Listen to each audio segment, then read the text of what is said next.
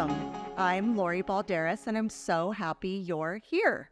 Well, I have a guest I'm welcoming you back because you've been here before. Yes. Oh my gosh, how lucky are we? 2 times with Carolyn Curtis. Oh my gosh, all in 1 year. Your episode was episode number 72, which is Raising Strong Catholic Children. So how interesting now that you are the director of youth ministry at our church. Yes. Oh my gosh, who knew that was going to happen? God did. So that's a lot has changed since May when you were here before. A lot. So that's very exciting. So she is the new director of youth formation at Our Lady of the Assumption Church in Ventura, California, my parish and her parish.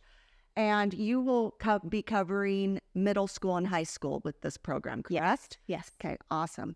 We had the director of Family Faith Formation here last week, which was Teresa Nelson, your partner in crime. Partner in faith. Is that what you say? Anyway, she was here last week and she has the younger children. And so you are going to be telling us about this very important phase of a teenager's life. Yes. All right, wonderful. So in this episode, we will be discussing your job and experience with the youth formation program and an overview of what people can expect from the program. That's correct. Okay. Thank you for giving me the time to share. I can't wait to hear all about it. But first, I have to do a little bit of business. Okay. So sit there and look as beautiful as you are. Okay. And if you're not watching on YouTube, you are missing out. I just have had the most lovely guests the last 2 weeks. So this should inspire you. If you're not already on YouTube watching, now you can subscribe and look at my guests. Thank you all for listening today. We are on most platforms and now on YouTube, like I just said, where you can watch us in action doing the weekly topic episodes that come out on Mondays. Please subscribe to YouTube, which is free. When it says subscription, that always sounds so daunting, like, well, how much is that going to cost me? It's free. Just hit the little bell icon and you will get reminders when a new episode is out. How cool. Pardon me. In addition to the weekly topic episodes, we have Fresh Catholic Daily, the daily mass readings for your listening pleasure. Please listen, watch, subscribe, share, rate, and review. We need that. That really helps us. You can also listen to the podcast on our website, freshcatholic.com. Head over and have a look. There is so much there. I just went there last night. I like to go over and just kind of hang out on Fresh Catholic website and see what Simon has been adding to it. It'll keep you busy. I can promise you that. We have an online store with something like this, my t-shirt that I'm wearing. Look at this. I know Carolyn walked in and thought it was pretty awesome. Yes. And one thing I love is when I look at the label in the back, it says Fresh Catholic. Oh my gosh, I have a t-shirt line. Anyway, we have a lot of faith-based merchandise there. We also have Fresh Catholic coffee, roasted and shipped the same day. There's 17 flavors. Check that out. We have a blog. We have Fresh Catholic comics. We have courses by educator Charles Merritt, and he has done the Hail Mary, the Our Father, a series on sin, a series on angels, and now in the works is one on graces and sacraments, which is coming soon. Keep an eye out for that. We also have a free downloadable book on sin. And if you would like the hardcover version, you can order that on our website, which is pretty nifty. So also, please help us with our mission by becoming a Patreon. It's really easy to do. There's a variety of levels that you can contribute. You just go to our website. On the bottom of every page, on the bottom left, there's a little Patreon icon. Click on it and see what you think. We could really use your help. I'm also on social media, Instagram and Facebook. I do little videos every day, so please subscribe to that. Okay, that's it. Thanks for hanging out for that part. Now, thank you and welcome, Carolyn Curtis. Thank you. Thank you for having me back. Oh my gosh, I was telling Teresa that I kind of hijacked you two ladies at church one day, and I was laughing because you had just spoken to the congregation probably 2 or 3 days before or a day before, and Simon and I were sitting in the front row, not his favorite place to be, but mine, and you did this presentation, and I leaned over to him and I said, could we have 2 guests? And he said, no. So we decided we would do you one at a time, which actually is great because then I can highlight both of your ministries separately, even though you are a team and we're just trying to build up this new thing we're doing at the church to draw more children, more families to the faith and make it a more meaningful experience is what I'm kind of gathering from the two of you. Yes. So tell me about the program and the ministry. So as the director of youth formation, I'm responsible for our youth ministry group. And so that includes grades 6 through 12, which you've already highlighted. And the big part is for 6th, 7th, and 8th graders, we have a middle school youth ministry program that we want to launch in October. Now, and let me backtrack, it's not launching completely new. We had something like this prior. It was called Edge.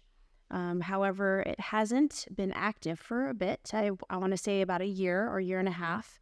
So I'm excited to bring this back because I've heard a lot of commentary from our parish that we need something for our middle school group. So look forward to it. It's coming in October, Wednesday night, 7 to 8:30. And we're just going to get our youth comfortable talking about where they are in their faith, regardless of where it is.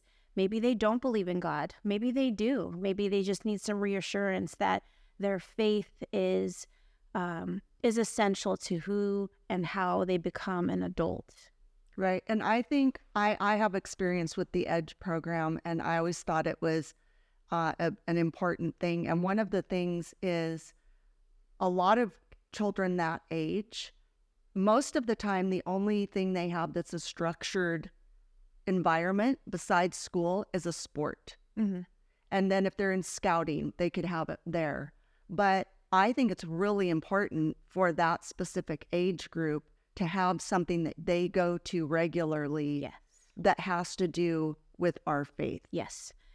And so that's going to be Wednesday nights. And then what I'm also hoping to start is just some drop-ins, have our youth room available maybe Monday through Thursday after school till maybe for a couple hours till about 5 o'clock, to where they can just come and share and have fellowship. Oh, I love that idea. Space. I love that idea. Yeah.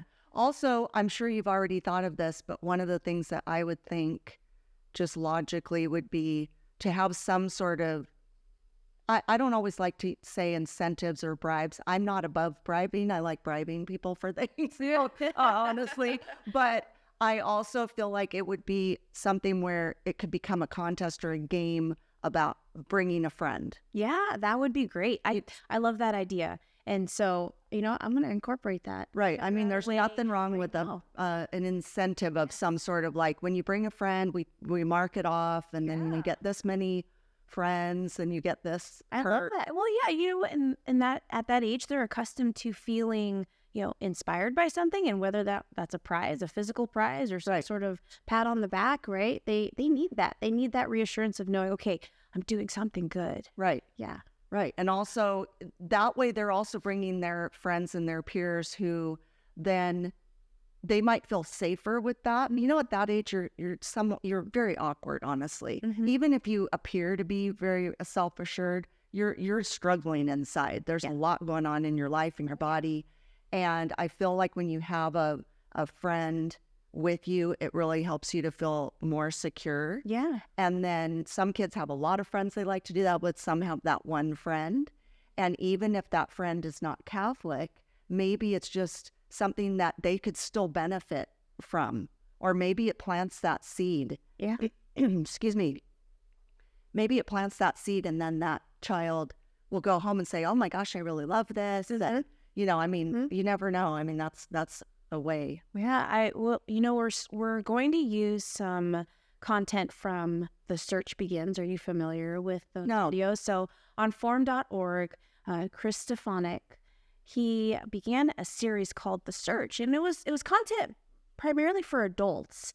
So now they've released content for middle school, specifically for middle school, and it's called The Search Begins. And it's going to help them address those questions, like, what's the purpose of my life? Who is God? What does he want for me? Why do I need to stay connected? So I'm excited. I'm excited to have this program. Now I got to speak to the fact too that youth ministry just isn't middle school, so 6th, 7th, and 8th. We also have our confirmation program, 9th through really freshman, sophomore, so 9th and 10th grade. And then we have the involvement of our junior and senior classes to come back into this confirmation preparation process as peer leaders for those that are stepping into it. That's amazing. I always feel, first of all, I applaud you for doing this because I feel this is the most challenging time frame of somebody's life. Mm-hmm. And I feel like it takes a certain type of person to deal with and handle children that age. And I also do think it's really important because I don't have statistics on this. It's my own thing in my head, but I get the sense that people drift away when they're around this age or in their 20s or when they're in college. And I'm thinking a lot of it does have to do with they're not getting their questions answered. Oh, yeah. They're not understanding what they're doing and why. And like we've talked about 1,000 times before on this podcast, when you know what you're doing and why, it makes it way more important. Oh, absolutely. And I love that you brought that up. So what are you doing and why? We just went through a preparation, orientation and training for our peer leaders just this last weekend. And I said peer leaders, but it's actually core leaders. So these are adults that are coming into the confirmation program to volunteer their time. It's amazing. I am just so impressed and so humbled by these individuals who want to give their time to our teens. So throughout this orientation, we were talking about, well, what are the characteristics of teenagers these days? And we broke it down. There's Generation Alpha and Generation Z. Generation Alpha is primarily our incoming freshman class for this confirmation process.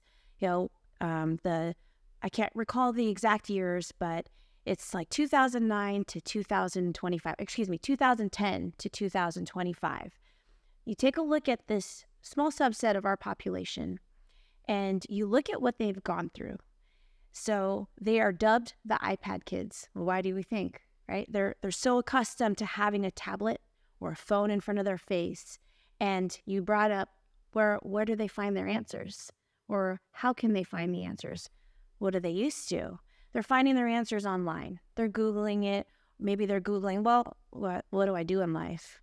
What are they going to come back with? Who knows, right? A lot of these search engines could be biased. There's biased information out there from the media, search engines, etc. I was just going to say, I don't think Google is very Catholic friendly. No.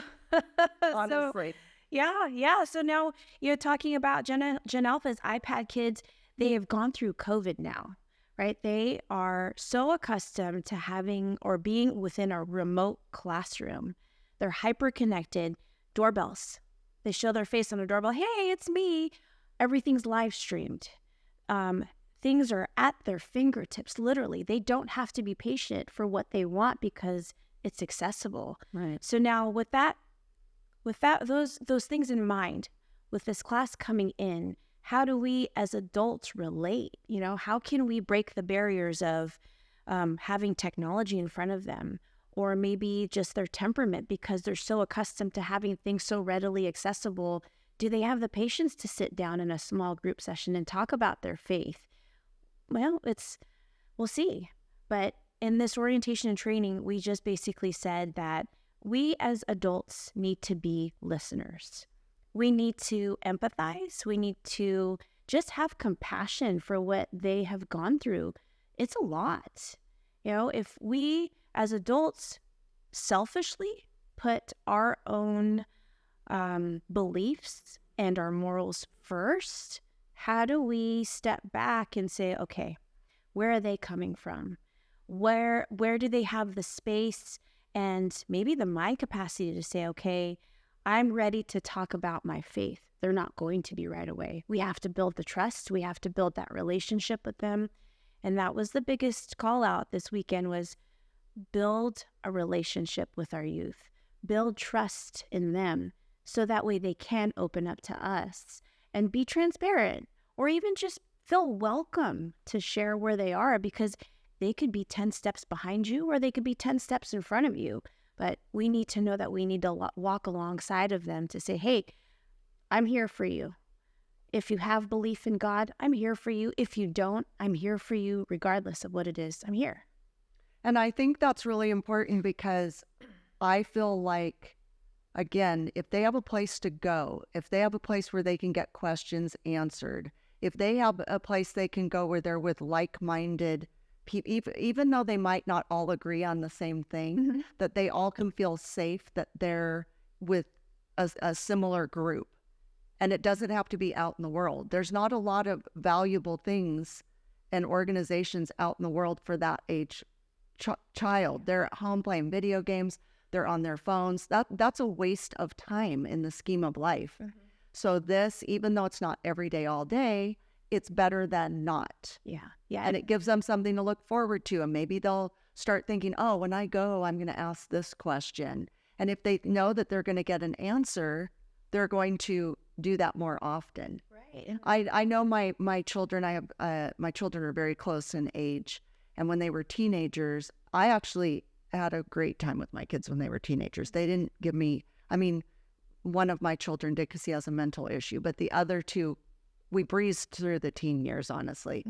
And one of the things was I just had this open dialogue with them. And then the word got out that their friends could come and ask me questions and I would give them a real answer. And so, they knew it was a secure answer. They knew I wasn't going to candy code it or whatever. So I think children need that. They don't want to be talked down to or coddled. And they do have some challenging questions, but if we can answer them and help them to feel secure in what we're answering, that will help them.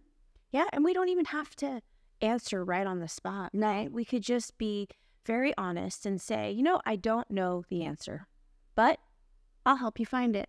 Right. And you know what? We'll grow alongside of each other, because if I don't know the answer and I need to know it, or I should know it, let's figure it out together. And I love that you brought up the fact that they have a group that they can bounce ideas off of, but also find those other resources to look back on or to look to as like Hallow or Formed, right? It doesn't always have to be video games. It doesn't always have to be Facebook or Instagram that we look to fill our time.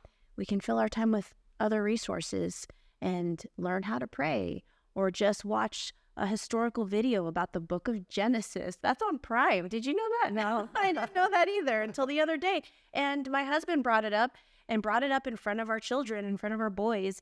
And the other day I came home and my third son Wyatt's like, guess what I watched? I'm like, what? It's like, I watched the first 10 minutes of that video Dad talked about. I'm like, that's amazing. I'm like, that's great. That's great. Yeah. So just conversation, right? Conversation strikes up so many different thoughts and other conversations that branch, and then resources, right? So as long as we stay open with our youth and continue the conversation with them, I think we're on a good path. Well, and I do think Teresa brought up a really good point last week that I just have been thinking about all week. And she's saying, when a lot of people are lost or they drift away, they have this empty hole where Jesus needs to be.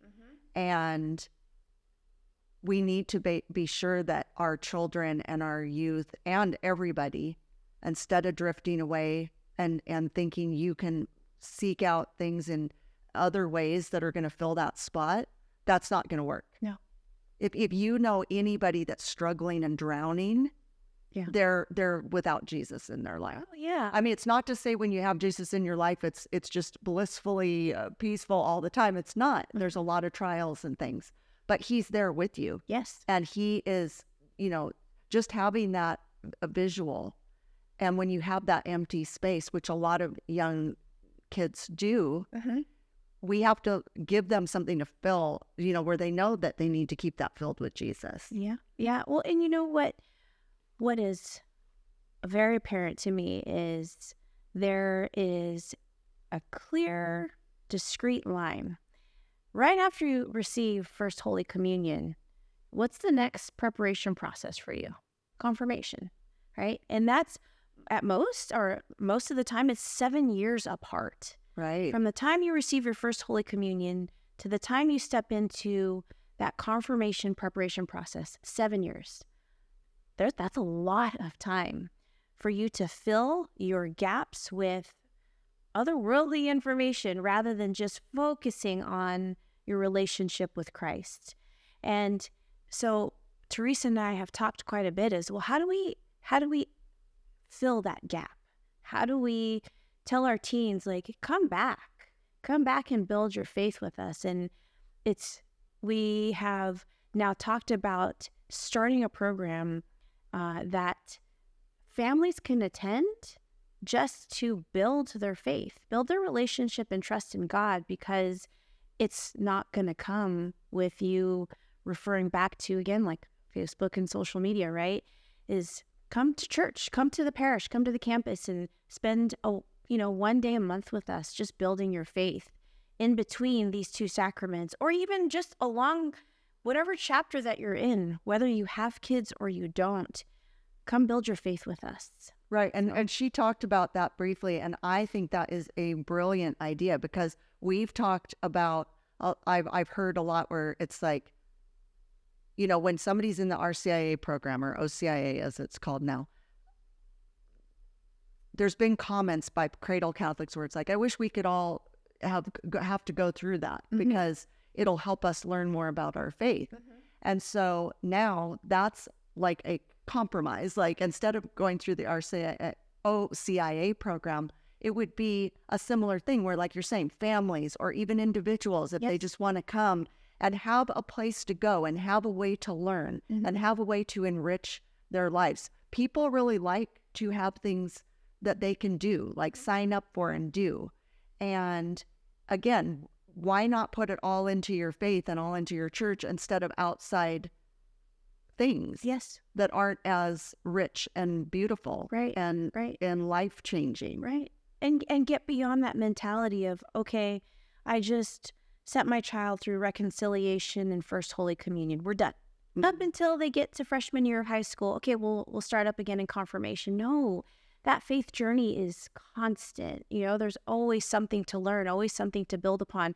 And I feel like if parents truly take that responsibility of building their faith along with their children, then as a family, like, how beautiful is that? To grow alongside each other and to reassure one another, okay, regardless of what happens in life, what stage we're in, what children we have in whatever program, let's attend together. Let's be together and do this with one another, because then we answer each other's questions. And also, we discover new things. Right. I can't tell you how many times our boys have discovered new things with us, whether it was within the Bible or on travels, and their eyes light up like, I just taught you something. Like, yes, you did. That's great. Well, and I also feel like when people are preparing their children for First Holy Communion, they're very gung-ho about it. The children are very excited. That's a really special time. And then you're right. Then it kind of drops off a little bit. People don't just continue attending Mass as much. And I'm feeling like if they know that, like, I don't want to say it needs to be a requirement, but maybe it needs to be a thing of when you're signing your children up for First Holy Communion and going through this part, you're going to commit to doing the next phase, the in-between phase. And that age, that time frame of a child's life, they are, in my opinion, they're learning a lot. They're like little sponges. They're old enough to understand things, but they're young enough to still want to do them with you. Yeah. And it's such a prime time to build a foundation for later. So it seems to me like if the parents kind of knew that, oh, we have to see this through the whole way, it's kind of like how it's done. Right. Maybe that would help too. But anyway, gosh, I've completely gotten off my list of questions because this has been I'm so excited about this. I think we did that last time too. I know, I'm not surprised, but it's good to have an outline, right? Yeah, it is. It totally is. So, what is your job experience and what brought you to this position? Okay. So right out of college, I got hired as an information systems consultant working for the entertainment industry. And a big client of mine had the mouse ears. I'm not going to say it specifically. So I worked as a consultant for about 3 years. And then my husband and I were married and had our first son, Cohen. And it was in that time that we really took a look at our priorities and said, okay, what is my position as a consultant bringing into my life? And is it benefiting us? Well, of course, monetarily it was. And I was in my early 20s and already making six figures. And it was hard to say, okay, I can walk away from that. But then we said, well, in the industry that I'm working in, is it really giving me a fruitful life? Is it connecting me to God? And it wasn't. It really wasn't. That entertainment industry is brutal. I think your husband can attest to that. Right. You all can attest to that. But so we walked away. We walked away from that position in my career, and I became a stay-at-home mom. And I have been a stay-at-home mom for 14 years. Wow, that's great. Yeah. Yeah. So now, and come this year with the stress of just the economy, Ryan and I decided that, well, maybe if I could find something that could work with still being a mom, a provider, and an educator, because our boys are still homeschooling, what could I do? So I started just praying about it. And this whole time, too, is with my boys, I pray over them and I pray with them about how can we help our youth? How can we develop a relationship with other teenagers or with other children and just start spreading the word of God and being a living example of his grace, right? And I prayed and prayed and prayed about it. And it's funny because coming just this last June, I opened up the bulletin while I was sitting in Mass just before it started, and there it was, Director of Youth Formation needed for the parish. And I was like, oh, I wonder what that entails. And I was like, okay, God, should I pursue this?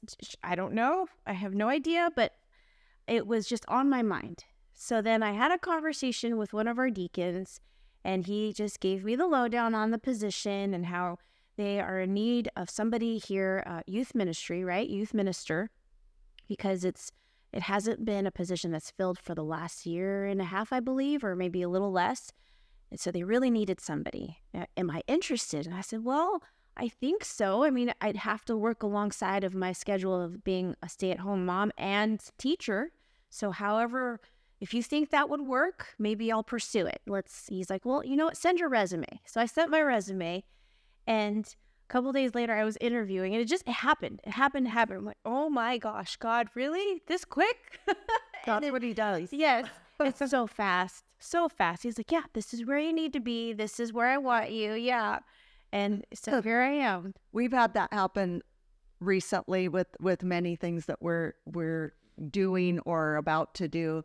And it's like we always say, it's like, we'll wait and wait for something. And all of a sudden God's just like, no, it's happening now. Mm-hmm. Like you think you know what's going to happen, but I'm telling you it's happening right now. Yeah. And the whole thing is, like I even said to Teresa last week, when we say yes, when we're given these signs, when and again, you have to, I know you're very similar to me, where you don't want to commit to something if you can't give it everything you have, and you don't want to let people down and all those things. But when God wants you to do something, yeah, you might have a little hesitation, but he's going to be right there with you. Mm-hmm. And then when it's wide open and you go, okay, I'm going, I'm doing it, Lord. Right. Okay. All right. You're 10 steps ahead of me. Let me catch up. Yeah. So that's great. I love that. And then just briefly, what's your family history and your family dynamics? We kind of went over that a lot in your last episode. So I mean, go back and watch episode 72, Raising Strong Catholic Children, because that was a great episode. We got a lot of views on that, and really? Yeah, it was very important because I think it's something people are interested in. They, our children, like I said, they're suffering. We're all kind of suffering right now, and if you don't have God in your life, you're suffering even more. So anyway, so tell us your family dynamics and everything kind of briefly. Well, if you do go to that episode, I kind of go over how I am married to a firefighter. So he is gone quite a bit. But when he's home, and he is so involved. So he and I kind of have, now with this new position, we have this handoff. So he comes home, I'm at work, and he starts doing what I would normally do. So the homeschooling, he is so funny because he's like, well, there might be times you need a tutor. Oh, I would feel the same way. I was like, well, you know what? Give yourself some credit. I'm like, there's so much that he's so knowledgeable about. And I'm like, tailor it to what you want to teach. And then we'll handle the other stuff at another time. It's not a big deal. That's the glory of homeschool, is it's so flexible. So that's him, and he is amazing. I love him dearly for how much he is committed to making it work and allowing me time and space to find a new to fill this new position. So with the 4 boys, we still have them homeschooling. And I actually asked them, do you want to go back to school? Now that I'm working, do you want to, go back into a school setting, And like, honestly, all at once, they're like, no. Okay. All right. So we still homeschool. And coming from a background where my mom was a single mother, I think I talked about this a little bit. There was a lot of push on myself and my brothers to fill whatever needs there were at home. And I feel like I'm doing that to my boys now, but with the intention and the purposeful explanation to them of saying, okay, yes, I'm at work, but all of us are a team. We need to do this together. And however best we need to communicate with one another about our responsibilities or how we support each other, it needs to be a constant conversation. And so I use Apple reminders now to build a list for them that they work with. And so they feel engaged in that way. And then they call me throughout the day. Okay, Mom, what did you mean by that? I had to start my laundry. I meant you had to start your laundry. So it's amazing what God has put in our lives in terms of being a full-time working mom now, and also stay at home in some aspect, right? But I think he gave me that 14 years to prepare them. Right. And so now my eldest is doing laundry. He is commuting for himself because he has other responsibilities too. So he gets himself to where he needs to be on a bike. Some of our younger children actually help one another and teach each other subjects. So it's beautiful to watch. So remind my listeners, how old are your boys? 14, 12, 10, and 8. Okay, nice. Yes. Well, and also I think it's also interesting that now Ryan, your husband, has time where it's just he and them together working on things. And nothing against you, but they're boys, and yes, they can then spend some different type of quality time with their dad. And I think that's such an important thing, not to get into the whole gender thing, but I think it's really important when there's a mom and a dad, no matter what sex your children are, that they learn from both of you all sorts of things. But the girls really need a mom to learn motherly things, and the boys need a man to learn how to be a man, a masculine, and a father and a husband, and the girls be a wife and mother. So I think we all can, the moms and dads, that's why God made us a team, so that we can raise our children together. And then as your lives go along, when certain things come up like this, where I would think it makes your boys proud of oh, our mom is going out and doing this, and it's good. It's, serving others for the Lord, and we're spending time with our dad, but we still get to spend time with our mom. I think they're living their best life. Oh, I hope so. I pray every day about it. It's funny. I've had the opportunity to speak at church the last few weekends, right? Oh my goodness. Are you sick of my face yet? No, not at all. I mean, look at her. And if you're not on YouTube, sorry, you don't get to see how pretty she is, but whatever. So speaking at the end of Mass for these last few weekends, the boys will give me their commentary when we get home. Like, Mom, why didn't you talk in your Filipino accent? I used to jokingly, Mom, I know, rest in peace. I used to jokingly mock her accent just to like get the boys to do things, and they would laugh. And then, why didn't you do it in your accent? Because I would get in trouble. And then this last week, and like, Mom, that was really good. You did great. I'm like, oh, that's so awesome. I have my own little cheerleading section. You do, for sure, for sure. But I love the fact that you brought up dads. Interesting enough, this year in confirmation for our year 1 students, they have a majority of male core leaders. It is amazing. Like I was just saying, we did the orientation training over the weekend, and I had 10 dads in attendance. Wow. Two females, 2 moms, and oh my goodness, their presence is just wonderful. It's wonderful to see how men have are coming up and want to be a part of this program and developing faith in our youth, because you're right, it's a different perspective, right? And to see is we're always accustomed to going to a female or a mom, right? Comfort and just that nurturing sense, right? And usually we go to our male counterparts or dads for that masculinity, right? I need to build this, or I need to figure out how to ask this girl out on a date, or whatever it is, right? And so it's beautiful. I love that we have a majority of dads in our first year. That's very encouraging. Yeah, I think that's wonderful, because I think men, well, contrary to what the world is saying, I think men are so vital. Yes. Yeah. And I'm valuable, and I don't want them to be bashed the way they are. And I love women too, but I think we like I say, we offer different things to children and each other. Mm-hmm. And I think, we complement each other, and it's important. And it's important for our kids to see that, to see, it's important for your boys to see how strong a woman you are, but that you're also a nurturing mother. Yes. And then it's good for them to spend time with their dad in the way that they are. I think that's great. So I don't know. I feel like we talked about so much of this already. I would say that we kind of talked about what children and parents are going to expect and look forward to in this program. I think we kind of covered that. And I think we definitely covered why this is important at this phase. Yes. So now the next thing is, what are your hopes and dreams for the first year when you come to May at the end of this first part? Mm-hmm. What do you hope that you will be saying at that point?